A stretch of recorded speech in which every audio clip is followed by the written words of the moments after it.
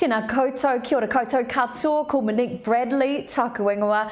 I've just said hello, welcome to you, welcome to the studio. I'm Monique Bradley, and in the studio today I've got registered naturopath and advocate for natural wellness and amazingness. This is Lynette Hill. Hey Lynette. Hi Monique, hi everyone. I thought I'd start today because I was just found out it's Māori Language Week. I should know that, and I thought I'd embrace it. And of course, you know, being Māori as well, natural medicine is a huge part of our upbringing. Rongoa, which is the Māori natural medicine, is a huge thing for us. You learnt that when you were doing your training as a naturopath? I did, and we were really lucky because we have a beautiful herb garden at the college that I studied in, and we could actually go outside and see everything, you know. That's all so of cool. our, what I thought were weeds, actually turned out to be herbs, and which is our medicine. Perfect. It's wonderful. I love it too. Well, I'm super excited about this as well because today I'm opening up my health diary for you guys and talking about real topics that some of you guys have talked with me about. Some of you are sending me messages asking about your health and even things. I'm not going to tell you which questions are my own that I've got on today's show, but if you've got any questions at all, send them on through whichever Facebook page you're on. Personal message that Facebook page. All of the questions are kept anonymous, so we won't mention your name when we ask these questions, but we want to help you guys find the answers. So particularly if you've struggled with your GP or you've been using Dr. Google a little bit too much, you can actually ask my lovely friend Lynette as to her philosophies and thoughts on how to get you back into a place of optimal wellness. It's worked for me. And seriously, a year later, we're sitting here a year later and I'm in the best health of my life. You are. Work in progress. 100%. So far on. So far on. So anyway, nice to see you all on today's live stream. We've got 3 key questions for you guys today as well, well for you, which have actually been submitted from people who watch these live streams. So let's delve into the first one right now. Okay, this was a question that got sent to me the other day. What are the causes of bad breath and how can I get rid of it? So let me give you a little bit of a background on this question. The person in particular sent this message to me and said, Monique, I just want to know your thoughts. What's going on? I can clean my teeth. Within about 30 minutes of cleaning my teeth, my bad breath is back. I don't know what to do with it. What are your thoughts? Okay, so obviously I'd go through a checklist and say, have you seen a dentist or a hygienist? Is it about flossing? Is there periodontal disease? Is there, an abscess? Is there something in the mouth that needs to be dealt with? Because all of those things are going to cause bad breath, but also it can be from reflux. So if people have reflux GERD coming up and down and causing imbalances of bacteria in the esophagus, or acid up into the mouth, that can be a cause of it. Poor gut health is, the wrong bacteria escaping, coming upstairs, you're going to smell that. Sometimes I love that. Sometimes it can be sinus problems. So if you've actually got a deep infection up in your sinus cavities, you can actually smell that as well. So it can be, in the mouth, from the gut, from the sinuses. There is quite a lot you can do. I mean, obviously, you'd start with your dental hygienist to make sure that was done, brushing and flossing, and I'm not a dental hygienist, so I just do what they tell me to do most of the time. Drinking water, drinking herbal teas is lovely because not only does it freshen your breath, but it can also soothe your gut. If you think it's related to a gut issue, as a homeopath or a naturopath, there are lots of options. We have remedies that work. We can obviously assist the gut to be healthier. And if it's sinus, again, there are nasal rinses you can do. There are sprays that you can use. I think there's always, the thing I love most about what I do is I have this attitude of there's got to be something you can do for everything, and I just often scratch my head and work out what that is. Perfect. From my perspective, the question was submitted in through my Monique Bradley page, so it's probably somebody who follows me with regards to my weight loss. So what I've learned over the 25 years of my weight loss journey, so my dad was also a naturopath and a homeopath, so I grew up with that modality as well. His first suggestion would be to always eat some parsley. Yes, and I guess that's the old garlic parsley thing, isn't it? That's right, that's right. So it is really good as a breath freshener. Obviously, you can't do that all the time, but from my weight loss perspective, here's what I can tell you, particularly people who are low carbers or on the keto diet. One of the signs that you're in ketosis is that your breath becomes smelly. So what's actually happening inside your body is that your body is no longer burning carbohydrates as fuel. It's actually burning your stored fat as fuel. So we all know what happens when we burn fuel, right? It sends an aroma into the air.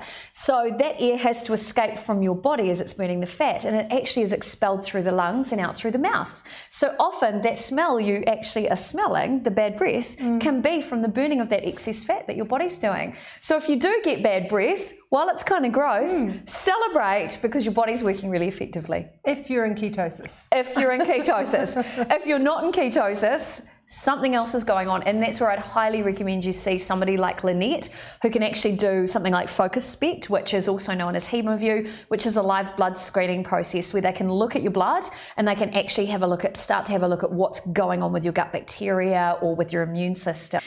What offer, and maybe have a chat with one of their team about how to look into that. So thank you, you know who you are, for submitting that question, and hopefully Lynette's advice or my dieting experience may help. But yeah, bad breath, get it sorted, totally fixable.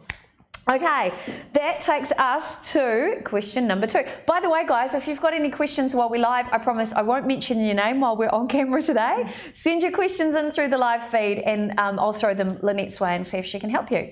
Okay, let's take a look at question number 2. You're on the spot today. I know, on the spot, Johnny. I've been talking to a lot of ladies recently who have all said, Monique, can you ask Lynette this question? How can I deal with menstrual pain and mood swings naturally? So I know there's a lot of people, particularly they're hitting into their 40s or into their mid-40s, and they're suffering because their periods are becoming heavier with, say, menopause or being perimenopause. And a lot of them are struggling, and they don't want to take something like Neprogesic, or they don't want to take Panadol or any of those sorts of products. What would you recommend from a natural perspective? And I understand that reluctance to take a medication, because the medication is not going to cure the disease, you know, it's just going to make it a bit better this time, and then all you can do is freak out about next month and what's going to happen then.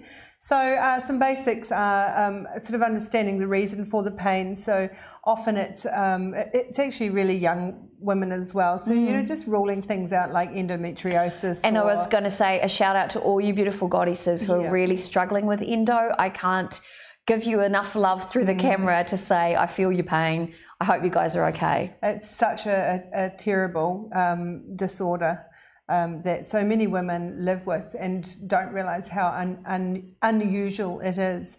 But also a lot of people live with PMS and pain and mood swings, and they think, well, everyone does, so it's normal. It's common and it's usual, but it's not normal for us to have that much pain. So if you do have that much pain, and you know, seek help from your doctor, get investigation.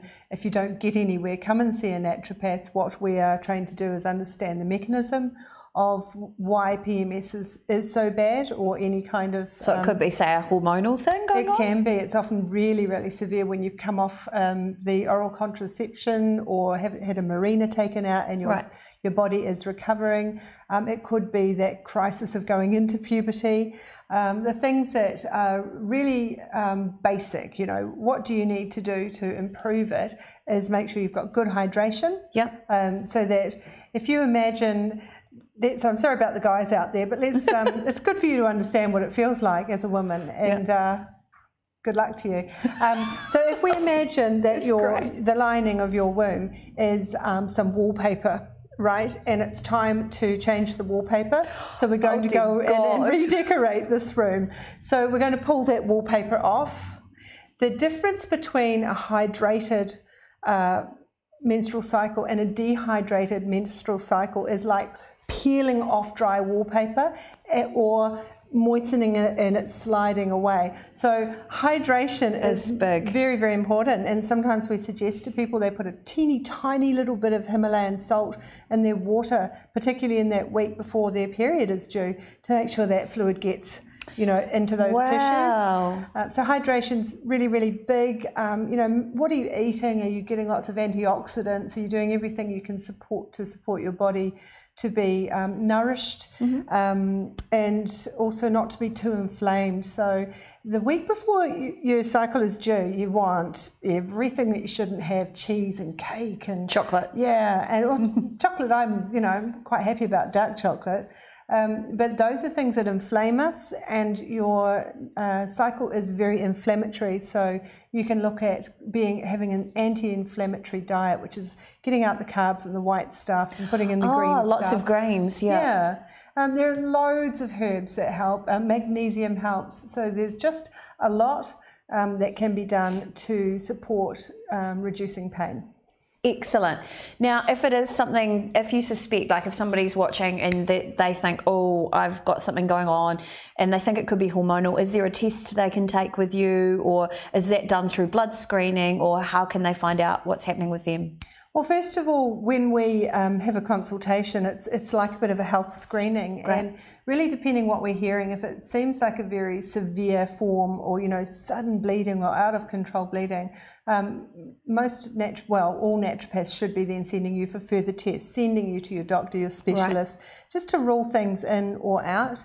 If it's more just mood, we would just maybe make some changes with hydration, some, gentle herbs, some liver support, and go from there. If there isn't the improvement, there's a fabulous test called the Dutch test. Right. And it's a dried urine test, which...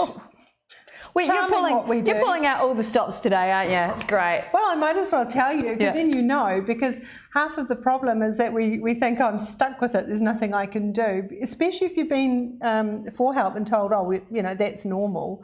But the Dutch test is pretty cool. It looks at your urine and what the hormonal waste, basically, what's left in your urine, gives us a good indication of the levels of hormones in your body that you're excreting, and that can show us if maybe you're a little bit high in testosterone or low in estrogen or that is cool. melatonin, the whole lot. That is super cool. Good tests. Excellent. Again, if you want to know more about that, you can go to Lynette's website, myremedy.co.nz, and find out more. She's more than happy. If you're outside of Auckland as well, she can do consultations over Skype. So for those of you, because I know some of you are from different parts of the world watching these live streams, oh, excuse me, choked on my own saliva. So exciting, isn't it? I am excited.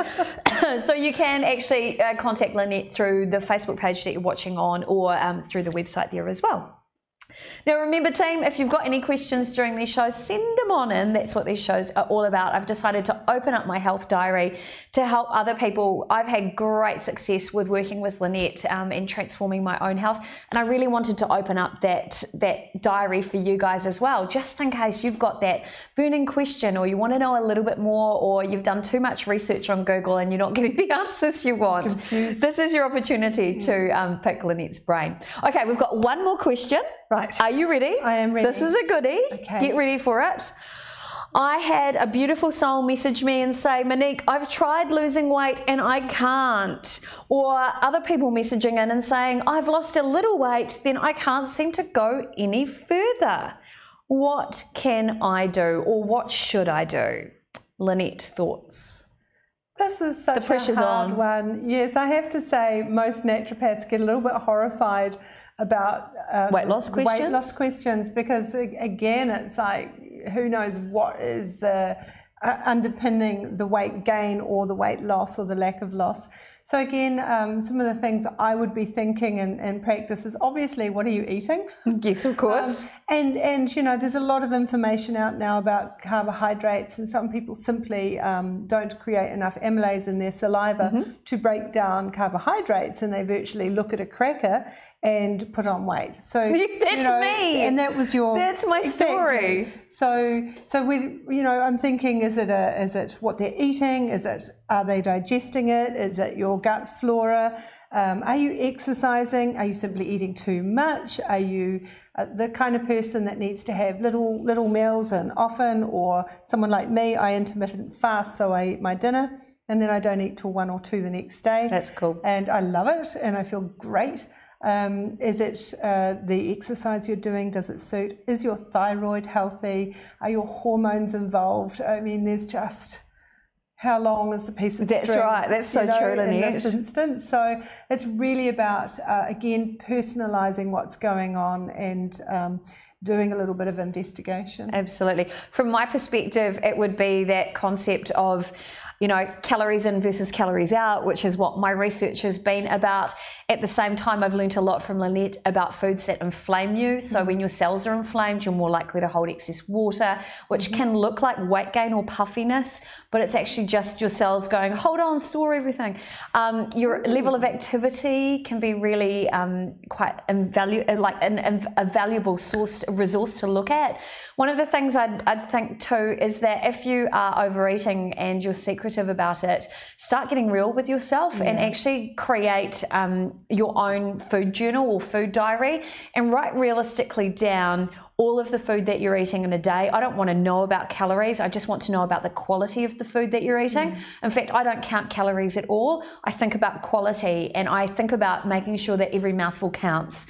So I'm always looking at plant protein and fat with every meal, and I'm really concerned that the macronutrients or the goodness that I'm getting from the foods is the stuff that my body needs, not for weight loss, but for better quality health. That's right. If you actually nourish your body with the food it needs, you don't need as much. You know, if you're eating high quality food, if you're eating processed food, your body goes, well, that, you know, filled me up and it made me feel better, and now I feel worse and still hungry. It hasn't actually hit the satiety in your brain that says I've had enough. And the other thing I'd suggest looking at also is stress. And often, I mean, stress in our life, you know, if you have consistent stress, you have high cortisol. And cortisol is actually anti-inflammatory for a short time and really, really good for us. But in the long-term application of it, we start to see belly fat and skin issues and bloating. And so we actually get to the point where our body goes, I don't digest, so I'll just store that. And that's really important. And losing weight and being on a diet or trying to lose weight is another stress.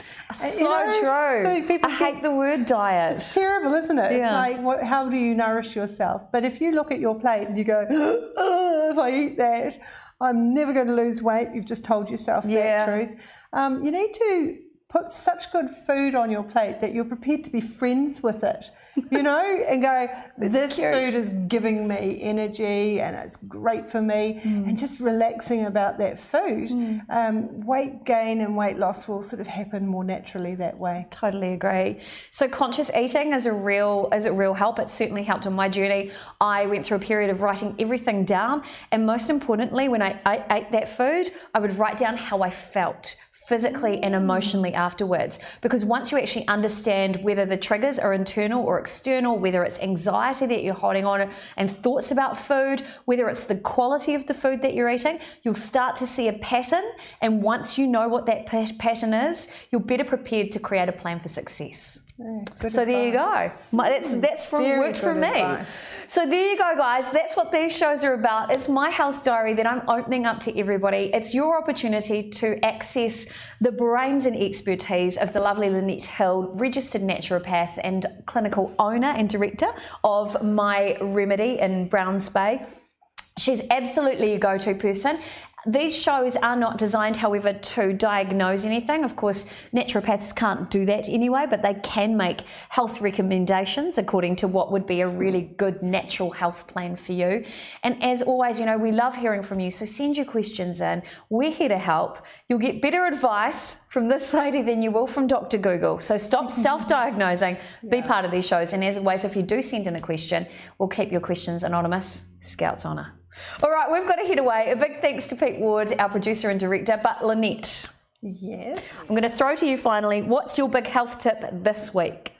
Oh, okay. So over the weekend, I was at a forum on mental health, particularly through natural medicine, and I learned something. Well, not something new, but I was looking at some research on what we call dementia or aging brain, and you know, the things that were important were things that we are in charge of right now from 30 years old now is when we prevent those diseases. So things like Alzheimer's can be, the risk for them is obesity, diabetes, loneliness, which I thought was very, very interesting, that loneliness is considered an illness. So the sooner that if you want to live a long, healthy life, it is about starting as soon as possible. So I'd say if there's anything that's not right, don't wait for it to become a medical issue. You know, start right now asking questions about how can I improve my health. Excellent. I love it. That's what I love about these shows, the wisdom that pops out and the interaction from you guys. Amazing. All right, we've got to head away. Big thank you to you for being part of it. Thanks, Lynette. Welcome. Thanks, Pete, behind the camera, producing and directing. And remember, during the week, if you've got any questions at all, or if anything's resonated with you, please share and like these videos. And also feel free to send your questions into us, because if we can find the answers, we're here to help. All right, time to go. Ka kite anō e noho rā. Stay fabulous. Bye, guys.